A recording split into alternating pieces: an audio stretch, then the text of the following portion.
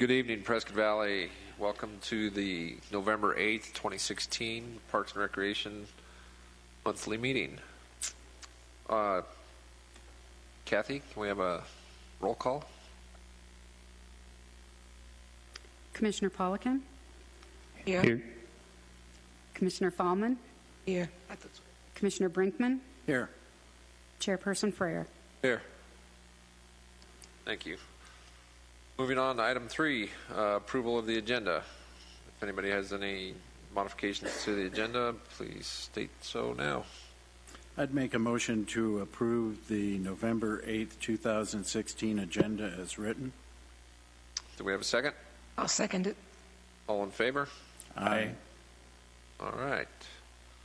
Approval of minutes from our October 11th, 2016 meeting. We've all had a chance to review those and offer any revisions. Please state so now. Hearing none, do we have a motion to approve the minutes from October 11th, 2016? I'll make a motion to approve the minutes for October 11th, 2016. Do we have a second? Second. All in favor? Aye. Aye. That passes. Now to the fun stuff. Announcements from Mr. Brian Whitty. Good evening, Commissioners. Tonight is a very special night for us because I'm going to be introducing, and you will have the chance to discuss with one of our newest staff members. His name is Brady Peck. Brady Peck. He is coming to us from the great state of Michigan, but now his favorite place to be is Prescott Valley. He comes to you with a wealth of experience in ice. He actually worked with the U.S. Olympic hockey team, wow, as well as then also in our aquatic endeavors. So I know he and Bobby have been working very hard on numerous projects, as well as also the transfer of power, which Brady has fully assumed. So without further ado, Mr. Peck, if you would join us.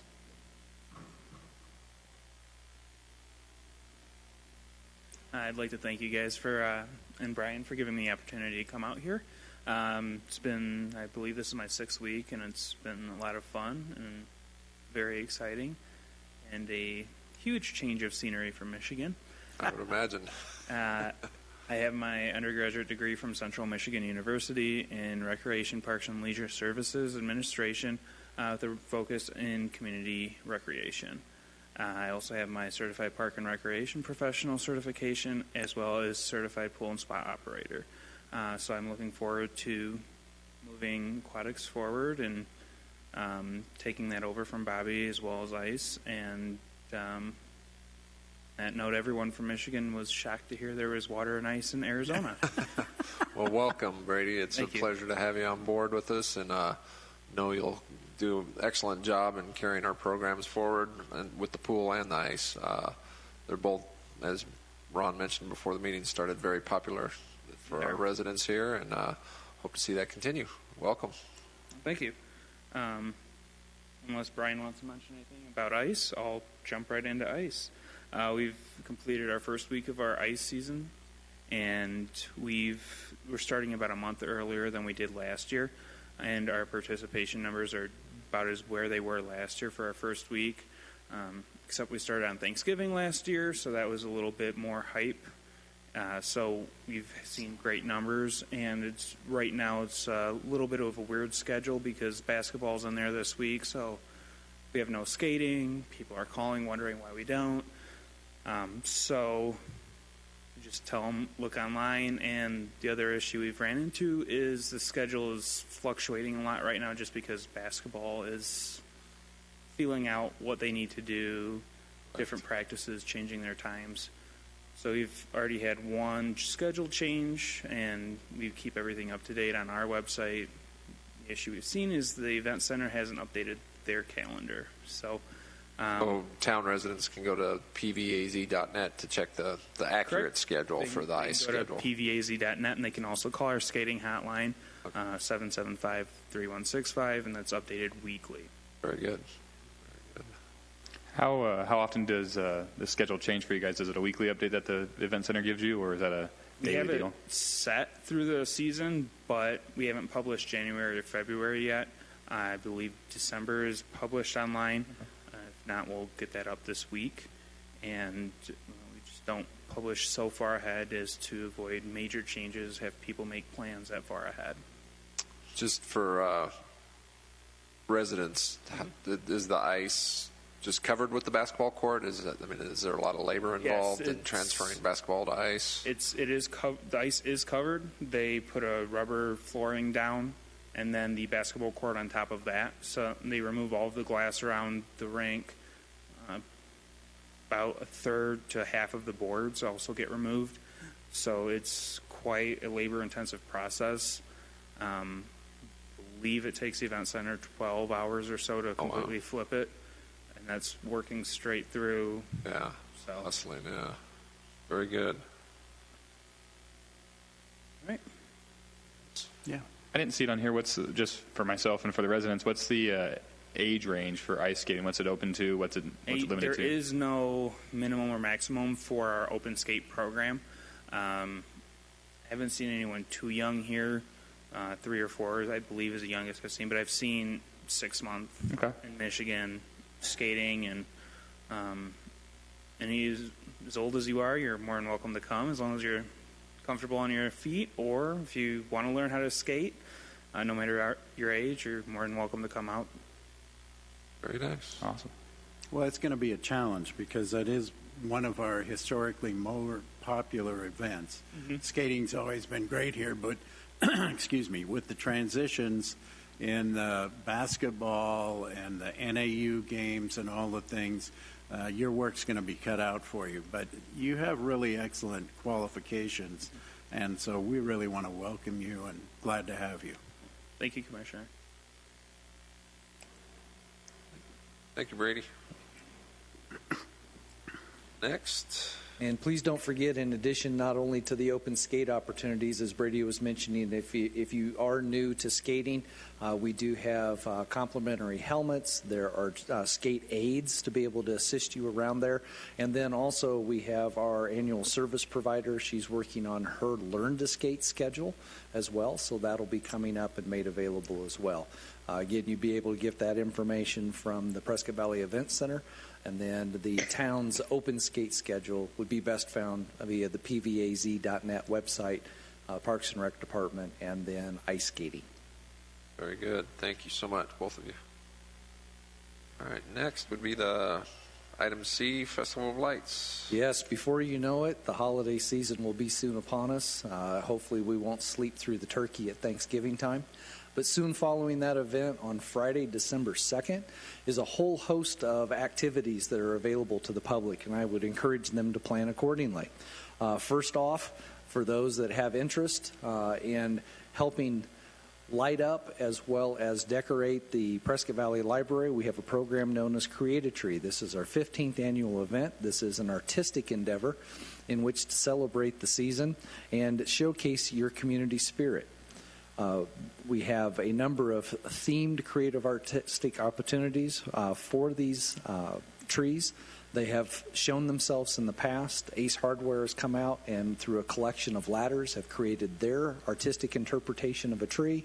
We have had kennels stacked in different sizes and shapes to formulate a tree. We've had an automotive industry or repair shop come in and have welded together different automotive parts such as mufflers and gears and transmission components and all kinds of good things, and they're representative of a tree. But this is a wonderful opportunity to again showcase your community spirit for the winter season. Our program is available for public viewing Friday, December 2nd, all the way through January 3rd. There is no cost for this participation.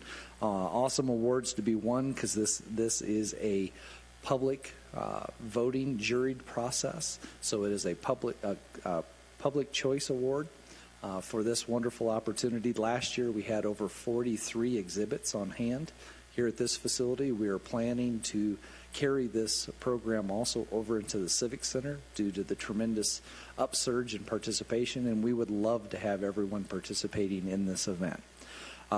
Applications can be downloaded, again, pvaz.net, Arts and Culture, and download your information there.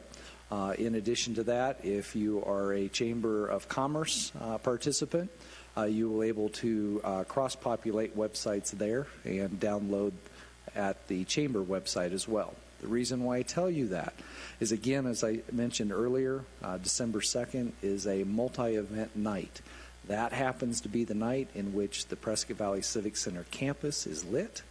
We work with our community partner, the Prescott Valley Chamber, in a series of entertainment activities that night. We have a number of youth choral groups that will be performing that evening. We have story time with Marnie, our chamber director, and also a community winter season message from our mayor. We flip the switch for the lights here at the campus, and then that also kicks off the chamber's Festival of Lights parade that we have here, and a number of different community groups that also participate that evening with floats. Last year we had 30-plus floats that were involved in there.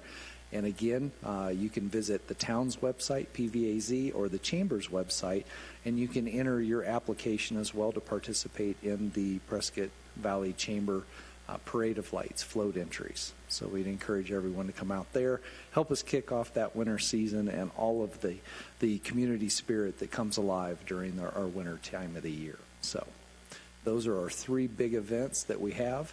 On that float, Santa, of course, will be found, and he's going to jump off of the fire truck entry or float that we have this year, and he will be joining us inside the Civic Center as soon as he comes around. And if folks and family would like to have their picture taken with Santa, no charge whatsoever. Plan to join us inside the Civic Center as that parade entry kicks off our festival that particular evening. So, again, no charge for that, no charge for entry into the Create a Tree program. And Friday, December 2nd, starting at 4:45, please put that in your calendar. Come out and join with us as we light up the Civic Center and we light up those faces of the little ones with Santa coming to visit, and we see all of the community spirit on display in its brightest endeavors possible. Very good. That's a great way to start the holiday season, and I know it brings the community together, and it's really appreciated, all the work that goes into putting this on for the entire community. Yes. I was going to say I had the wonderful pleasure last year of actually driving Santa Claus into the event center or into the Civic Center in our engine, and it was quite a wonderful sight to see the kids and see the families lined up, not only to show their appreciation but to see their enthusiasm for the holiday season, for our town, and for what our community provides. So it's pretty neat to have the opportunity to drive that. So. That's Very a good cool. deal. And I apologize. Did not pay attention to your ears. So I did not know that you were an elf for Santa. So working many different facets, yes. Brian, with Create a Tree, are there electrical outlets available if they want to make an automated tree? And yes, there are electric opportunities available, but they are very, very limited and are provided on a first-come, first-served situation. So based upon that hierarchy, we will accept those and allocate accordingly. Okay. Very good. Okay, next item is department update. We'll start with the director's report. I have nothing really to highlight out of the report, but I am more than happy to answer any questions you have via my personal report or the department's report as a whole if there are any questions related to such. Any questions? I noticed that you had to postpone the corn toss tournament because the winning prizes were not adequate? No, the prizes were perfectly fine. What we had was multiple tournament conflicts that represented itself with low enrollment for our tournament. In doing so we delayed that until this past weekend, November 5th. I know Brady will be up here in just a little bit to give some highlights in regards to such. So literally we had some very high cash prize payouts at some of these other different locations. So players needed to prioritize themselves accordingly. Very happy, and again, Brady will probably allude to some of this a little later. We had a number of teams that came as far as from the Valley, Wilhoit, different places to play in ours this last weekend. So it was a matter of scheduling. When we originally booked the date that we had secured, there were no others on that particular date. So just by coincidence, that's the way it came about. And that was the feedback that we received for a number of those teams, is that there was that scheduling conflict. Matter of fact, on our last weekend, there were 2, and those teams were ready to finish ours so they could skedaddle to the next location and participate in that one. So they had 2 tournaments that they were going to be playing in. Fairly popular. Very much so, yes. Big, as our enrollment shows too, I'm sure. Yes. In our leagues.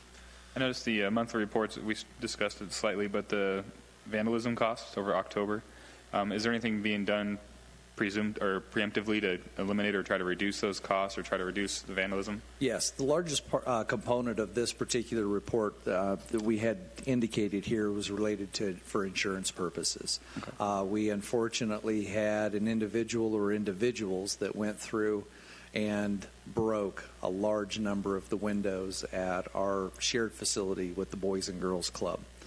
Since that point in time, we've had donations come through in assistance of the Boys and Girls Club for those purposes. Beyond that, there are alarm systems, camera systems coming into play via a grant for the Boys and Girls Club as well. So again, that continuing partnership that we have with them is providing those benefits, unfortunately in a negative way, of doing that. So as with all things, we encourage everyone, these are your parks, these are your properties. Keep a vigilant eye out. If you're noticing something suspicious, please report it. Perhaps we can get attention given to it ahead of time in doing that, but unfortunately there were no preemptive situations that either party was aware of to help eliminate this. So we're very fortunate that there's good community folks out there that do help in assisting us, but that is the skyrocketing variable in this month's report. Thank you, Brian. Any other questions for Brian? Hearing none, we'll move on to the chairperson's report, which is mine. Just real quick, we'll be discussing it in new business about the annual park tour. Ron and Brian and myself showed up for the annual park tour. Fortunately, we weren't able to do much except take a nice drive and look at the parks we had designated for review. It was I thought, a very productive conversation, but it would be better if, when we get to new business, find a date that works for everybody so we can have a solid commission-wide consensus on a date and see these parks and see what's going on in them. So let's keep that in mind. Any questions for me? Okay. See none. Next is the Tree Advisory Board business. Once again, the chairperson's report falls on me since I'm chairman of both. On the 28th, met with Dana Diller and myself and the tree committee, which consists of Commissioner Brinkman and Brian. Met to review our goals and planning for 2017 and our 5-year plan update. We reviewed a lot of the criteria that we can forward on to Tree City USA to meet those goals for this year and for the next 5 years. And we will meet biannually or quarterly and in review of those to see where we're at with our milestones and update the national office for Tree City USA. And it's a pleasure to have Dana Diller as our professional arborist on the committee to offer his knowledge and expertise in all things related to our application. So with that, is there any questions regarding the Tree City USA application or the planning? Just to add to your comment, I just really appreciate that Dana Diller was able to come and join us and be the professional on our committee. He's going to add a great deal to what we do in the next year. So just thank you very much to him. Right. Absolutely. And in addition to that, Dana is coming on board in replacement of Mr. Jeff Spone, who had been a longtime commissioner as well as also a certified arborist as well, volunteering his time in that capacity. Jeff was part of the inspiration for us gaining our growth award status, and then also helping to facilitate the strategic plan as we know it now, but being updated by our annual advisory committee through that process. So Dana has definitely come on board, as Chairperson Freyer had indicated. He's already provided some insight in regards to that next phase of review for that 5-year planning. And then is going to be providing us with additional details on a couple of specific items that are going to be coming up in our next year of accomplishment in 2017. So he's awfully excited about this and moving that forward and beginning new networking and partnerships. He has some ideas on the table in regards to some donations and contributing partners and all of those new things. So his new energy and excitement will come into play strongly for us. Very, very pleased to have him back. He's a good friend to the commission. Was one for years. Yes. Absolutely. Sounds Yeah, like he it. was actually on the commission when I came on and then left shortly after. Very Don't good. take that personal. Okay, moving on to old business. Let's have an update on the corn toss tournament. And we'll have Mr. Peck filling in for Mr. Elmer, and I will handle those next two items. Okay. We had our annual corn toss tournament, as Brian talked about briefly, this past Saturday, November 5th. We had 27 teams that participated across 3 divisions, men's, women's, and co-ed. And Brian also mentioned that a number of teams did come up from the valley, and we're running out of here at the end of the day to head back to another tournament. So we saw about half of our teams came from our league, and half came from elsewhere where we haven't had them in our league or previous tournaments. So hopefully in the future we're able to grow upon this and attract more teams from not just the valley but other parts of the state as well. We also raised $75 for our scholarship fund through our longest toss contest. We wound up at 50 yards with the longest toss, Wow. which 50 yards? 50, Shoulder hurts. 50 yards or feet, but whichever one, it was very It was a long way. a long one. 50 feet. Oh, But either way, it's amazing. amazing. Exactly. That's great. Is there a planning for next year, or to pick a weekend? Is there a time of year that's not so many paid tournaments or highly paid tournaments that we can be looking at to find a better date for We everybody? had talked with a few of the teams about that, and some of the tournaments are set in stone. Others are, as Brian alluded to, we set our date, and then other tournaments set their date. So there's a little bit of planning logistics that are out of our hands, Yeah. and a little bit of it is, yes, we can look at those dates and what other tournaments have historically done and try to plan around them, or even tie into it where the teams can come to our tournament Yeah. and then depart for another tournament. Is there an off season, or is it pretty much year-round sport? I don't know, but I would imagine it is year-round here with the fair weather. To tie into that, I think it would be advantageous of Prescott Valley to take advantage of our weather during the summer seasons. Maybe draw up that crowd from Phoenix when it's too hot to do an outdoor tournament down there. Mm-hmm. Maybe do an outdoor tournament here where the weathers would be milder than, say, the valley.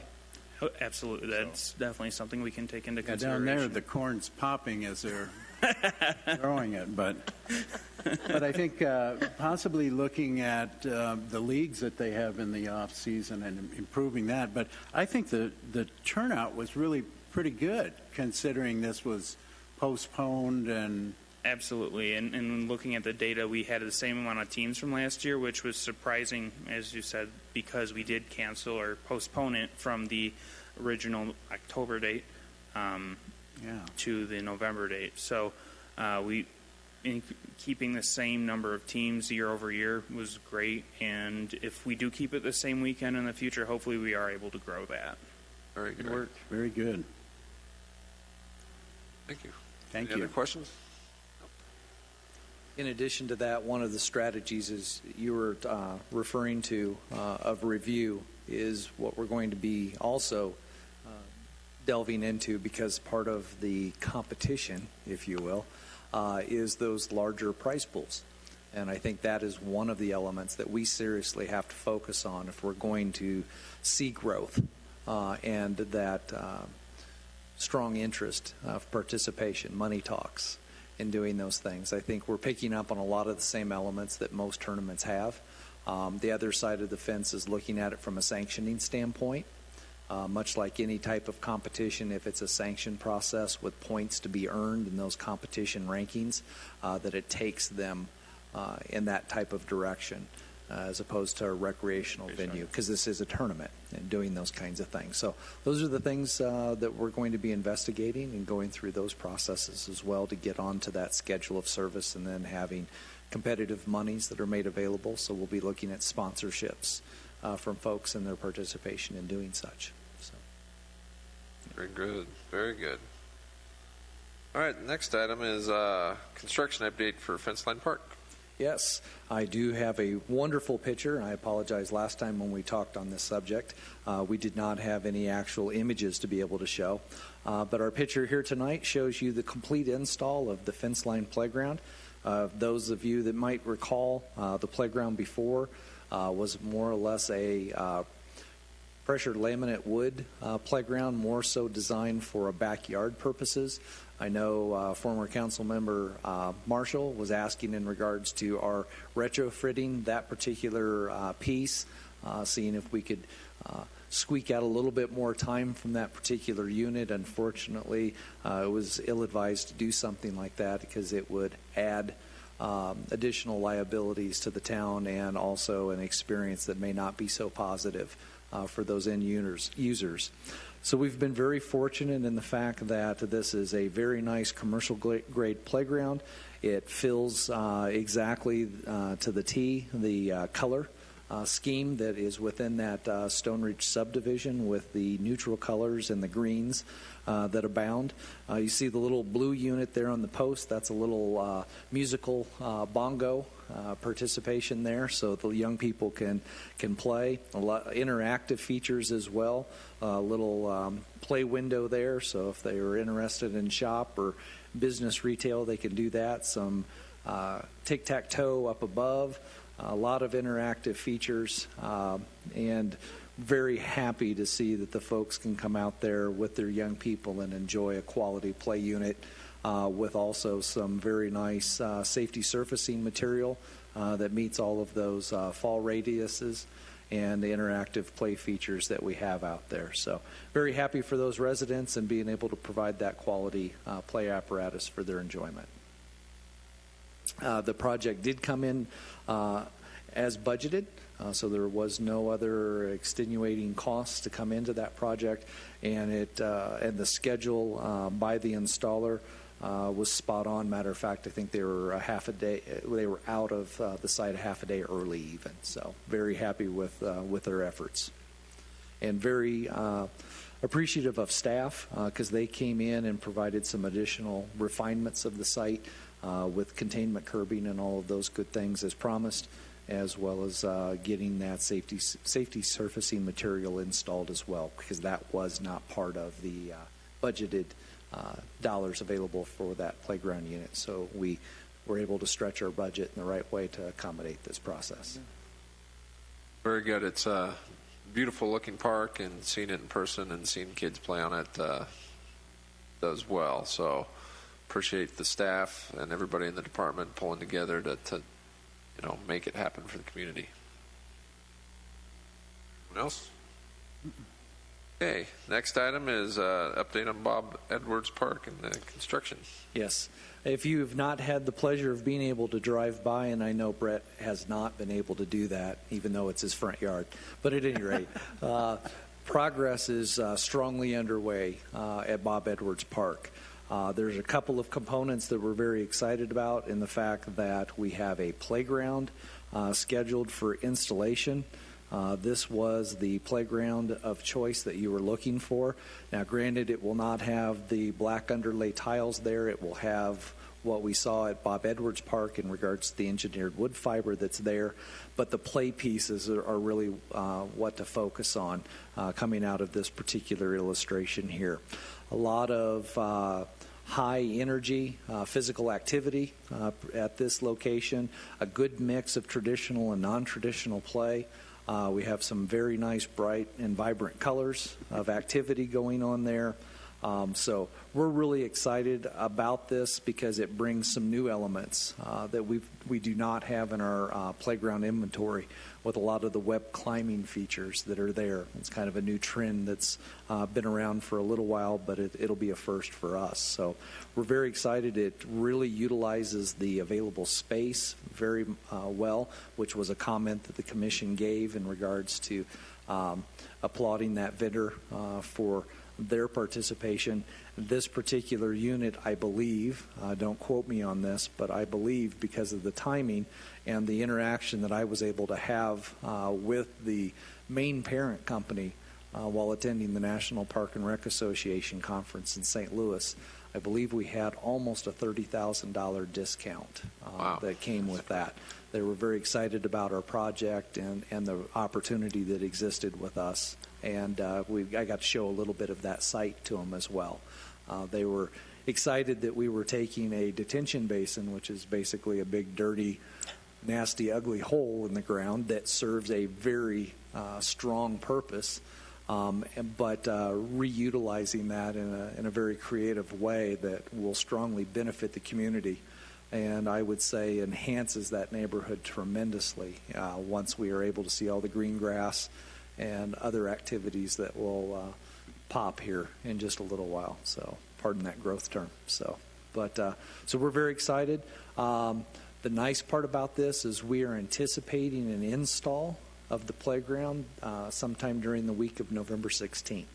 Very nice. So it is coming. And as I explained when I presented this to you, that I would go forth to the town council and with their approval create a very accelerated schedule, and they are responding to that as well. So we're very, very excited. They are ready to go and highlighting their equipment here in Prescott Valley. So that is what we have with our playground.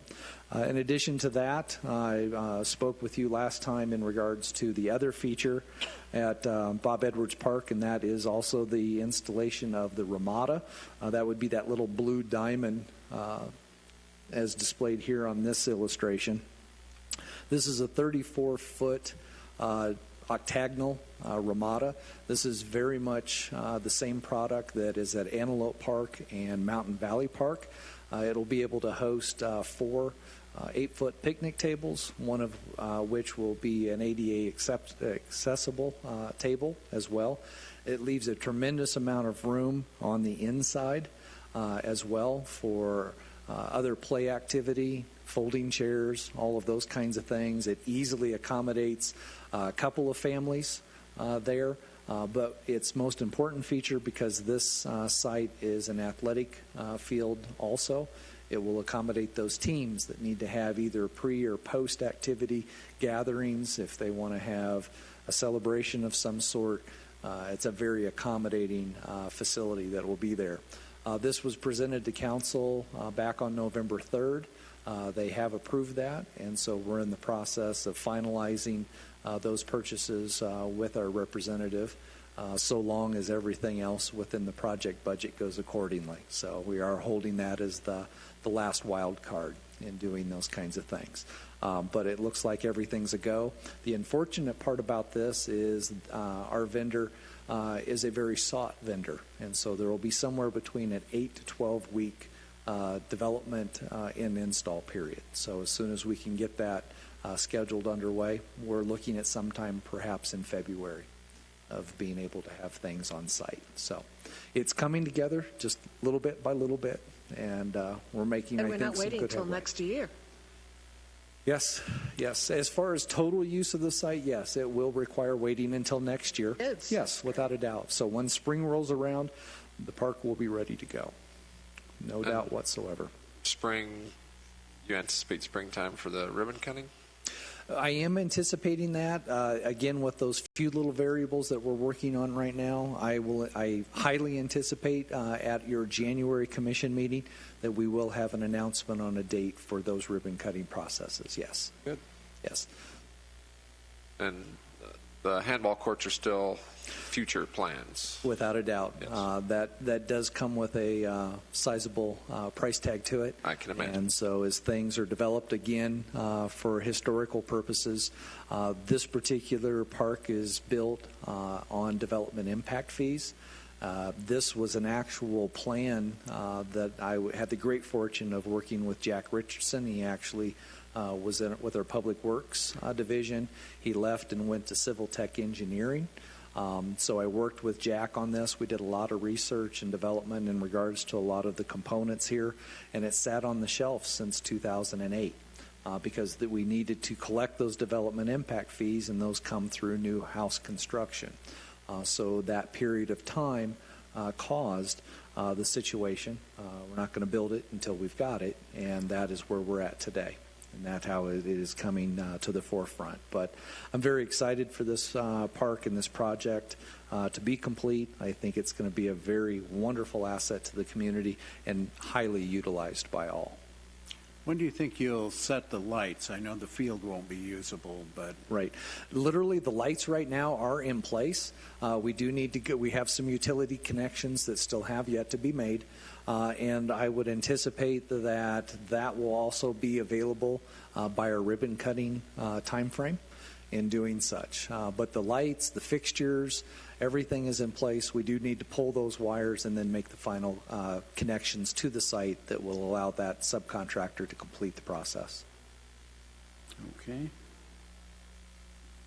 Any other questions regarding Bob Edwards? No question, only a comment. It's wonderful to see it happening. CLM, I believe, is the contractor that we went through. They're doing a fantastic job with not only keeping the area around the park for construction purposes managed, but doing a wonderful job at actually building the park as well, it appears. I ride by it 100 times a week, so it's awesome. It's good to see. And I would imagine you can attest to this. For me, it seems like almost every day. Every hour sometimes. Exactly. Yeah. It's that continual transformation of things. And I know Connor, Mr. Moody, in this case, has been challenged where typically we don't have weather events this time of the year. So this was kind of a perfect schedule, but unfortunately storm as well. Yeah. And there have been some negative impacts in regards to this, but he's really stayed true in regards to making that work. His construction schedule had the ending date of November 1st. We're at November 8th right now, and I think he's going to fit it right to the T in regards to those extension days that were occurred, which I believe he has 11 or 12. So he may even be ahead by a little bit. And those items, as we talked about earlier, the Ramada and the restroom, the things are still in the developments themselves. So nothing against him. Those are things that he's waiting for products to come from us as the owners to facilitate. So once that's all there, I think it's going to be very exciting, and there's all kinds of opportunities for fun that will abound here. So long time waiting for you, huh? Yes, I'm excited about it. I much like everybody else has been waiting for 8 years to see this come to fruition, and we're very excited. So this is a direct reflection of the Commission's work over the past year and a half as it relates to also development guidelines and processes and working with staff, and ultimately your goal-driven process of vision of what you're expecting out of your parks through the construction processes. And I thank you all for that, because you've shared, again, that vision and that outcome, and staff has worked hard to try to meet that end expectation that the community then in turn benefits from. And I think that this is that beginning process in all of our education, in working with an engineering firm, working with a construction firm, working through those little nuances. Not to say that we haven't, found those little bumps in the road. We've navigated through that. We're going to be coming back through the processes and enhancing those development guidelines because of that experience that has been given to us. And I think hopefully it will share itself and show itself into the next project and then the next project and so on and so forth. so that when we get to that point in time, it's a very clear-cut process in regards to Prescott Valley and its standards as it relates to the development of parks and recreational assets and services. So I think a good job right in the beginning of things. So thank you. Good. Okay, moving on to new business. First item is up for discussion is the annual report.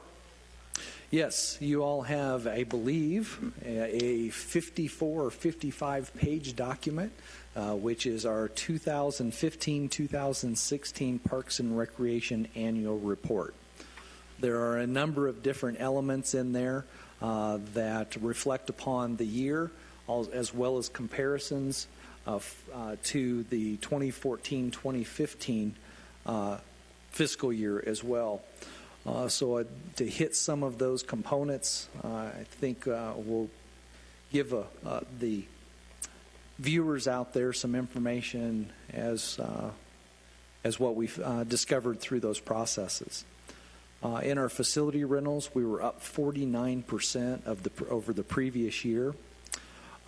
Sponsored facilities up 16%. The attendance up 8%. Our Ramada rental attendance was up 55%. We had nearly 10,000 registered users of just our Ramadas.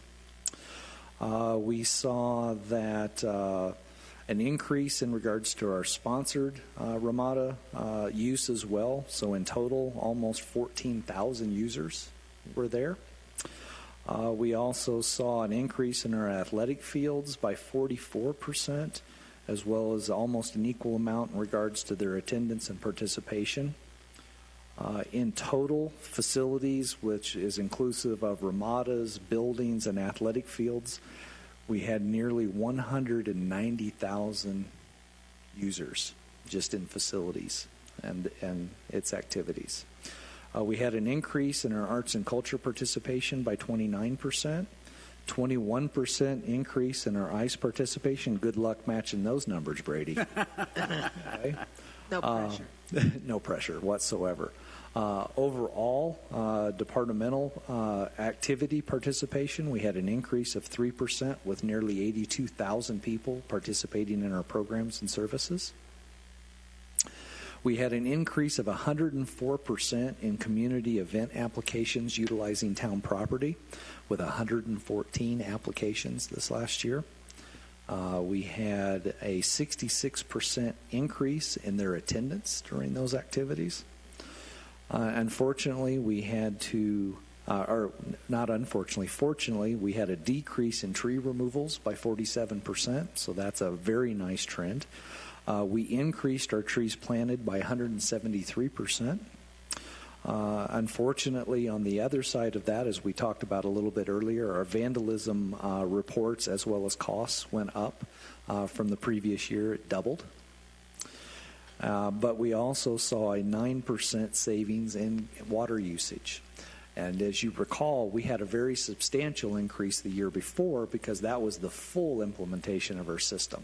This fiscal year, during this fiscal year calendar, it was a drier year, but we still saw savings of 9%. And I think that's an effective management as well as an effective application of those programs that we had. So very complimentary and kudos to Nick Grabluski, our park supervisor, as well as John Munderloh, our water resource coordinator, in working together and finding those resources, because a large majority of that came to us via grants so that we could implement those types of systems. So we did not have capital dollars wrapped up into that, and it is benefiting our community substantially. We would like to encourage more folks out there in our community to become involved, especially in parks and recreation as it relates to volunteers, because we did see a little dip this year in regards to volunteers as well as the hours. But we saw a substantial increase of in-kind dollar value of 207% of folks contributing goods, materials, services in support of that, as well as also donations, that meaning cash or product or services to hand over. That was an increase of 44%, or to put it in dollar and cents value, $8,000 in doing those things. So very happy about those. those activities and services. So I would be happy to answer any questions or reflect with you on any of the components that are wrapped up into our annual report. I know it was a very active year with numerous activities as it relates to capital projects. We wrapped up quite a few of those.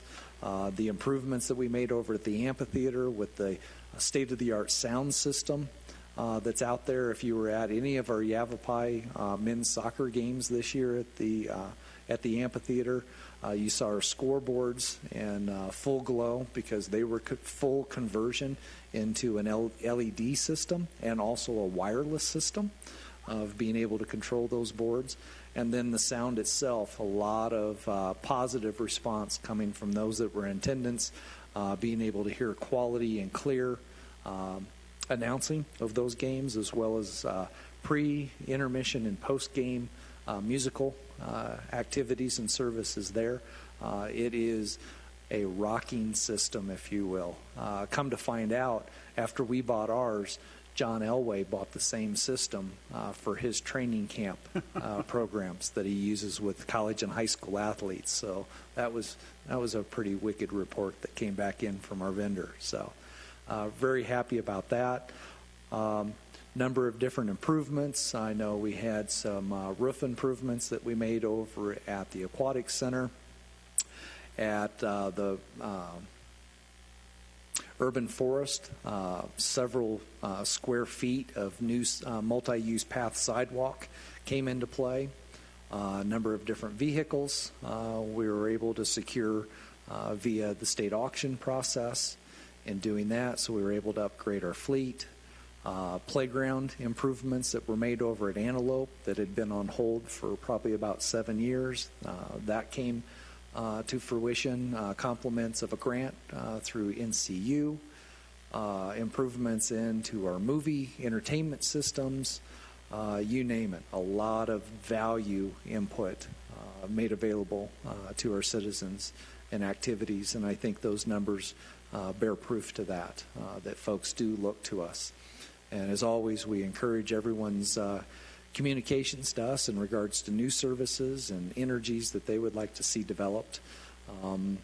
I would be remiss if I didn't mention the input coming from not only the Over the Hill gang, but also the International Mountain Biking Association, because we were a recipient of a grant that Chairperson Freyer was able to assist in the writing of, that helped secure that. Pat, correct me, 30 folks? Over just about 40. 40 folks. From all over the state, as far as Nogales came for the training that day. Yeah. Or that weekend. It was a 2-day event. To me, that's crazy to hear that we've got people coming from Nogales to come to Prescott Valley to learn about those resources because of that valued interest in outdoor recreational assets related to trails.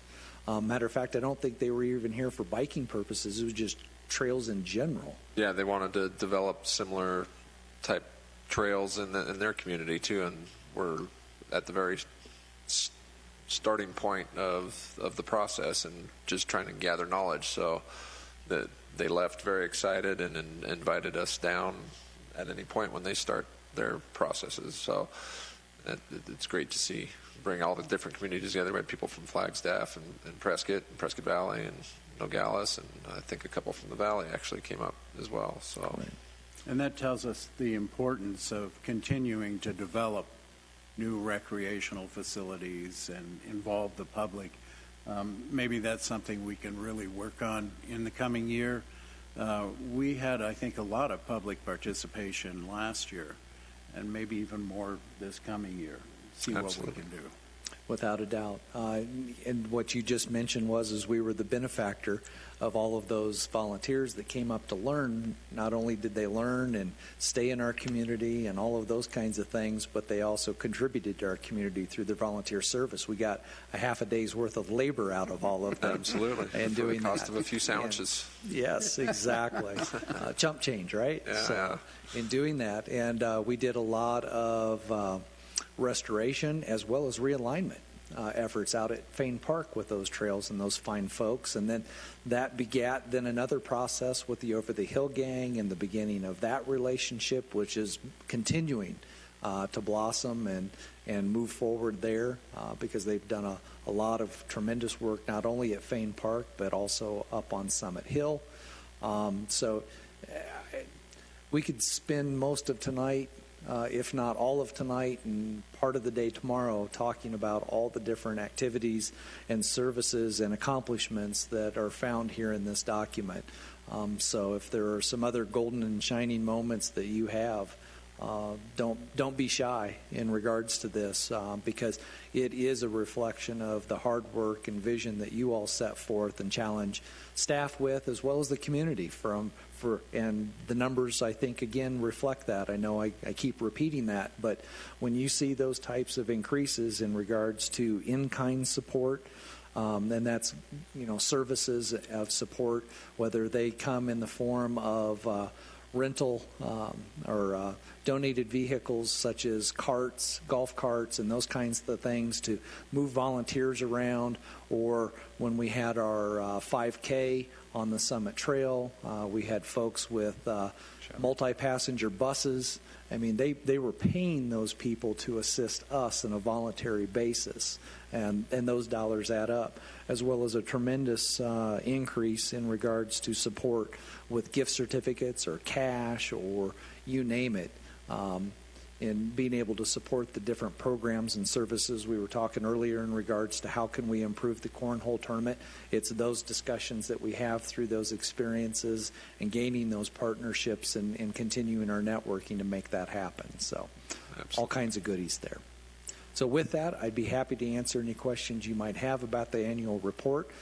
Staff would encourage the commission, if they would consider it this evening, of adopting that, and then also working with staff in regards to, and in this particular case, hopefully Chairperson Freyer, and then any other member. I know Commissioner Brinkman, you have experience in this, as you have done it in the past, making that presentation to council with that annual report for their review and consideration as they look for their vision in the next fiscal year as well.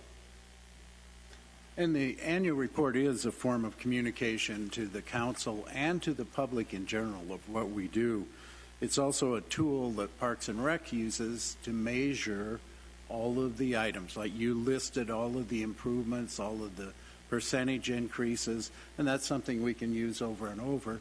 You developed a system where this is downloaded every month, and we can see what's going on. So I think the fiscal year 15-16 annual report looks very good to me, and I would make a motion to approve it if nobody has any other comments. Comments? Do we have a second for the motion to approve the fiscal year 15-16 annual report? I'll second it. All in favor? Aye. Aye. And it passes. Thank you. Welcome. Thanks for the hard work that it takes to put this all together and tracking all the events and the systems in place to give us metrics to show where we're at. Nice More than job, welcome. Kathy. When are you going before council? I'm sorry? When will you go before council? What I would like to do, if it's I'm sorry, accepted by Chairperson Freyer, what I'd like to do is give him the dates of the next available council sessions, whether they be work study or regular session, to work with us in regards to scheduling that at his convenience, Okay. and then making that presentation. So if that's Tell us okay. if you want other members to come. All other commission members are definitely welcome to help that conversation as well, Bring too. some numbers. To go see Larry. All right. Item B in new business, since that wraps up the annual report, is election of a vice chairman. Last month we were thin at the commission meeting, and we at that time tabled this item until we had full commission available again. So with that in mind, I would like to see if there's a motion to table again until we have full commission sitting at the table before Yeah, we I would discuss I this. would support that because really the full commission should vote on it. But if we could move that and table it until January, I think that would be a good idea. But let's be sure that we set that we are going to do a vote in January, irregardless.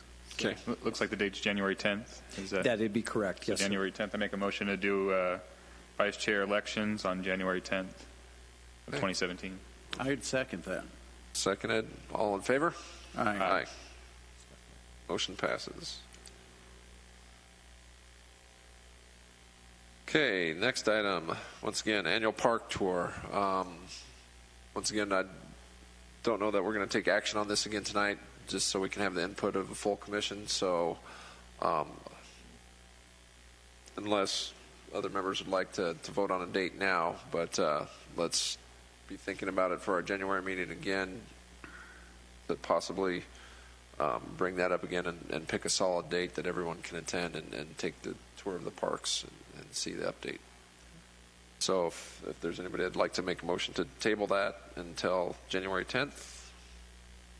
I'll make a motion to table the annual park tour date selection until January 10th. Second? I'll second it. And all in favor? Aye. Aye. Aye. And That we'll be passes. done with the holidays. People have a little more free time Correct. to give a Saturday or whatever. Yes, ma'am. And on both of those items in regards to the commission being full, I know that the council's appointee was scheduled for November 3rd with the anticipation of being able to meet tonight's, but there were some scheduling conflicts that did not allow that. So that appointment will take place on November 17th.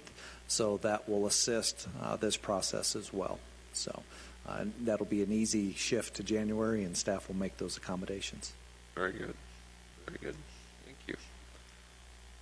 Okay, the next item on new business is naming considerations for Granville Unit 6 Neighborhood Park. Yes, sir. These items do not come forward all that often, so this is a very nice and unique opportunity in regards to that. And I would, my recommendation is to try to get ahead of the curve a little bit with this. We know we have a particular parcel that has a conceptual plan. The formalization of those actual development plans is underway within an accelerated schedule of probably beginning sometime in spring or summer with a completion date by fall. If that being the case, I think it would be wise and prudent for the commission to be reviewing that recommendation that they will then in turn provide to the council for the naming of this particular park. Traditionally, in the past, there have been a number of different methodologies that have come into play of naming a park. Great example of one of our conversations items tonight, Bob Edwards Park. Its original name was Detention Basin Unit 7 or something of that nature of doing so. And I think we found a better answer to that with former council member Edwards and naming. But we do have some other locations, i.e. Antelope Park. A little bit of the history behind that was more so out of aggravation because it was a drought period. And we were irrigating that particular parcel so we could grow grass on the athletic fields.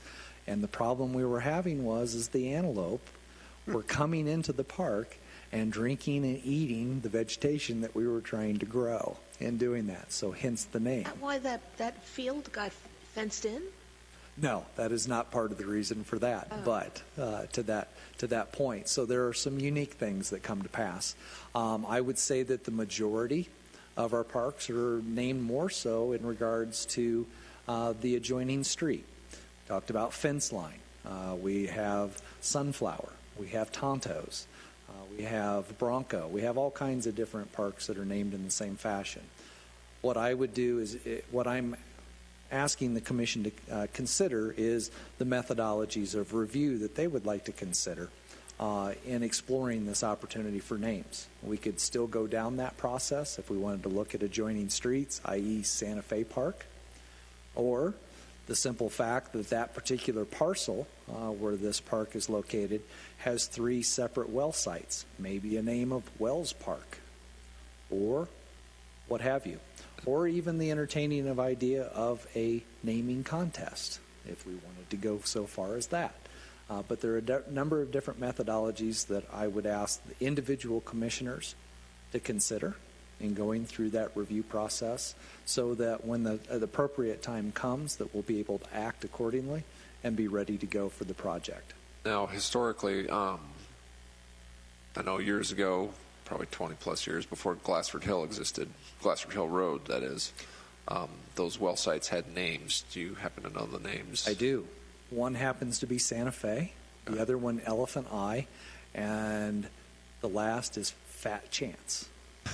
Okay.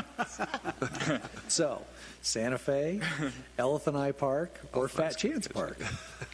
Will staff be making any suggestions? I think it could be a very interactive process in regards to that. We could do some surveys and provide a list of concept name possibilities if you would like. Yeah. And in doing that, exploring the opportunities. Personally, I think it'd be prudent to send out a rough survey with some suggestions and a write-in possibility for the community members that it's going to benefit most, and in the radius area at least. Most definitely, and we have some wonderful social media opportunities to be able to utilize. Nice website, the whole shebang. So we can look at all of those, but ultimately the recommendation for naming is the responsibility of the commission to forward that to council for their consideration. And so we can go through that whole host of opportunities that we have out there and come back to you in January with some of those surveyed recommendations, as well as then also processes to move forward with. But we would really appreciate your input and guidance for that process. There's a lot of names to consider for sure. You just look at the general location, obviously. You mentioned Santa Fe, with it being Santa Fe Loop, and everything comes to mind with the trail name, and definitely an interesting thing to look at, and that's a pretty challenge. And the idea of a contest. We're always interested in bringing the public in, so that's Exactly. something also, like you mentioned, to think about. Right. So, okay. So. To add to that, you said general radius. Would it be a prudent idea to maybe get involved with the HOA and Granville? I think see that what would be their part of that conceptual ideas. community process as well. So, we can look at a variety of those different kinds of things. Okay. Absolutely. I think it's a great idea to get as much involvement as possible from the community and have the buy-in. So, any other suggestions? We're hoping for a golf course. Golf course park. There you go. The greens. There would need to be some restraint as well Yes, in regards to some of those types of things. Yes. But I think the commission has done a great job over the years in regards to that review and consideration. That we only have a few parks, George Anderson, as well as Bob Edwards. Maybe there's some consideration to be looking at that in regards to the contributions that folks have made in our community that maybe warrant something like that. Like I said, there's a whole host of different things I'm looking at. I know there's been quite a few mule deer that have been in that area and doing those kinds of things. So, I think that's part of the input that staff is looking for concepts and different ideas to be able to create a slate of potential name candidacies. So, moving it forward. Looking forward to seeing how it develops. Any other suggestions, right? Okay. Moving on to item 10 on the agenda is other items that. Yes, sir. Believe it or not, I do have something to add to this little item here. And I say that only from the standpoint that we have just recently received notification. It actually came late yesterday afternoon. And that is the commission is well aware of the fact that, again, working with our community partner over at our Boys and Girls Club facility in Mountain Valley Park, part of that review and working with the director there, and the tremendous effort that he and his staff have done in growing the participation levels there. They're at capacity at that facility and have been for a couple of years now. And a demand for more opportunity in doing such. Staff has been working very hard. Actually, Deputy Town Manager Ryan Judy has been working through that process, taking the lead in regards to grant sources. And one of those opportunities that are found in that Mountain Valley Park corridor area is community development block grant funding. And so we went through that process and review, worked with the director at the Boys and Girls Club, gathered surveys, did numerous different activities and reviews to satisfy that grant application.